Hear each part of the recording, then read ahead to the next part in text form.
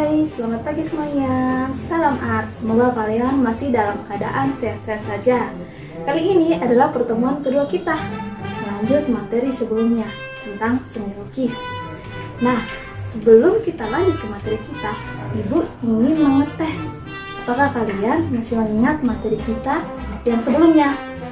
Siapkan buku catatan kalian atau buku tugas kalian, dan Ibu akan memberikan soal dan kalian menjawabnya.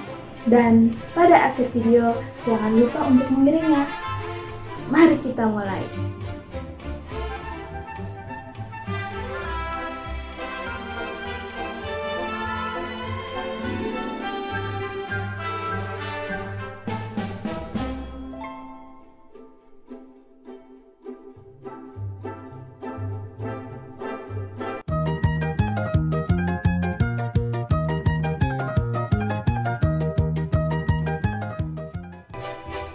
Dalam berkarya seni rupa dua dimensi ataupun seni lukis, adapun alat dan bahan yang digunakan dalam berkarya seni lukis.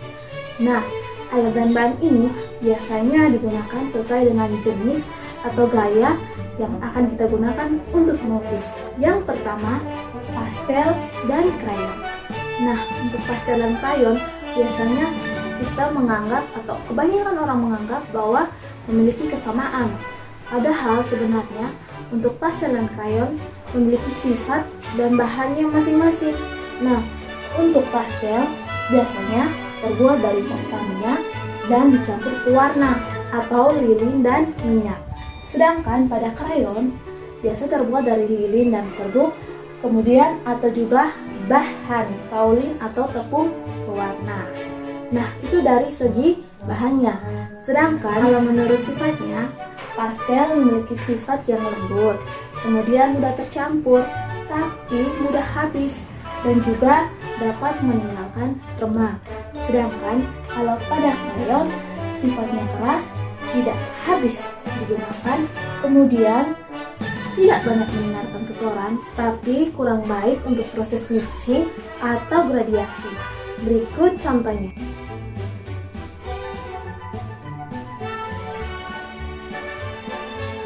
Yang kedua, cat pewarna. Dibedakan berdasarkan basis pengencerannya, yaitu yang pertama cat air, kemudian cat minyak, dan cat akrilik. Ketiga ini memiliki perbedaan masing-masing. Untuk cat air terbuat dari bahan utama pigmen halus atau serbuk pewarna yang dicampur dengan gum arabik. Terdapat dua jenis cat air, yaitu watercolor yang bersifat transparan dan poster color yang bersifat plakat. Yang berikutnya cat minyak, terbuat dari partikel-partikel pewarna yang disuspensi dengan media minyak. Cat minyak membutuhkan waktu yang lama untuk proses pengeringan. Efek warna yang diberikan cerah dan teksturnya sangat bagus, namun kelemahannya memiliki bau yang sangat menyengat. Yang ketiga, cat akrilik, terbuat dari plastik berbasis polietilen yang akan mengeras ketika mengering. Cat akrilik sangat mudah mengering dan ketika mengering sulit dihapus kecuali menggunakan larutan alkohol khusus. Karena sifatnya yang mengering cepat, pastikan mengaplikasikan cat akrilik secepat mungkin. Yang ketiga, kuas. Kuas adalah alat yang digunakan untuk menguas atau mencat pada media seni lukis. Untuk jenis, ukuran, dan harga, kuas memiliki banyak sekali variasinya sesuai dengan kebutuhannya atau goresan yang ingin kita lukis. Sehingga pemilihan kuas itu sangat penting bagi seorang pelukis. Yang keempat, pisau palet. Pisau palet terbuat dari bahan aluminium tipis. Nah, kegunaannya hampir sama seperti kuas. Dia untuk mencampur cat ataupun memberikan efek-efek pada media seni lukis. Untuk ukuran dan bentuknya ada beberapa jenis. Ada yang bentuknya tipis, bulat, ataupun lebar. Yang kelima, palet. Palet adalah tempat atau media yang digunakan untuk mencampur cat. Nah, untuk bentuk dan jenisnya bermacam-macam.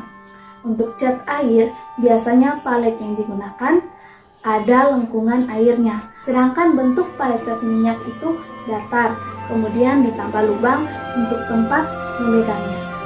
Yang keenam, kanvas. Kanvas adalah media dalam berkarya seni lukis. Kanvas terbuat dari linen atau kain katun. Itulah bahan dan alat dalam berkarya seni lukis.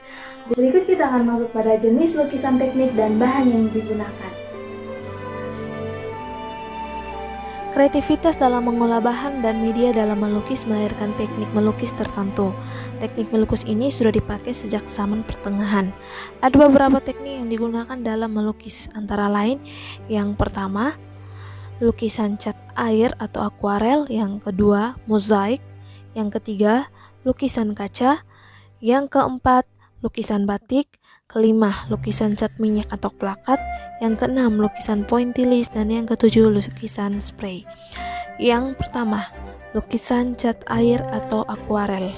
Bahan yang digunakan dalam teknik ini adalah cat air berbentuk pasta yang dicampur dengan air dan menghasilkan lukisan dengan sapuan warna yang tipis sehingga menghasilkan gambar yang transparan.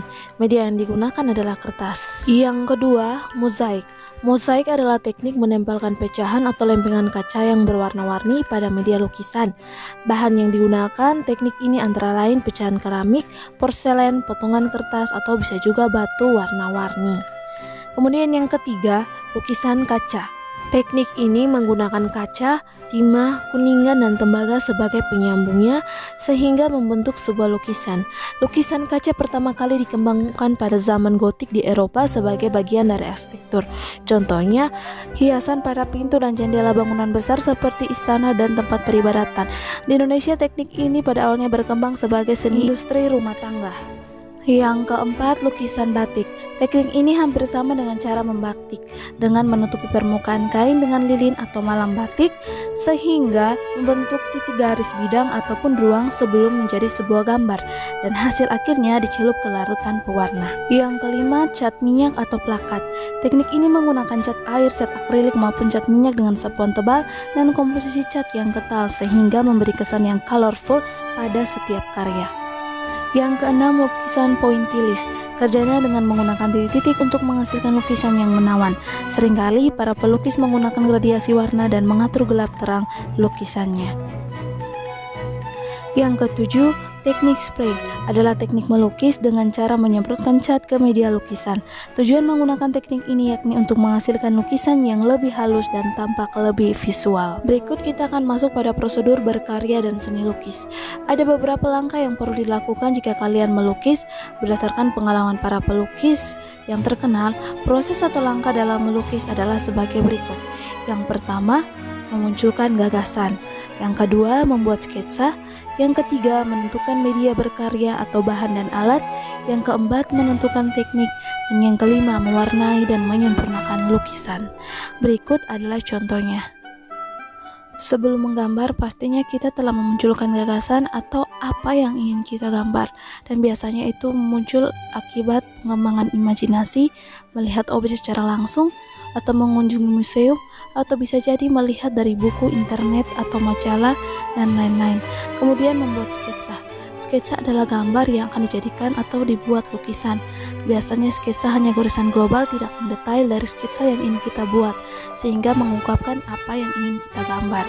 Kemudian yang berikutnya, menentukan media berkarya. Nah, ini biasanya alat dan bahan yang ingin kita gunakan dalam membuat sebuah lukisan. Kemudian menentukan teknik. Seperti yang telah kita pelajari tadi, ada beberapa teknik. Teknik tersebut dapat digunakan dalam melukis. Setelah sketsa selesai, barulah mewarnai dan menyempurnakan lukisan. Baik anak-anak, materi seni lukis kita telah selesai. Nah, semoga materi yang telah Ibu sampaikan bermanfaat untuk kalian. Untuk kalian yang ingin bertanya atau masih bingung dengan materi hari ini, silakan bertanya pada classroom. Kemudian selanjutnya Ibu akan memberikan tugas kepada kalian untuk dikerjakan. Dan untuk materi selanjutnya adalah tentang seni kata. Tetap semangat dan tetap jaga kesehatan sesuai dengan protokol kesehatan. Sampai ketemu lagi di materi selanjutnya.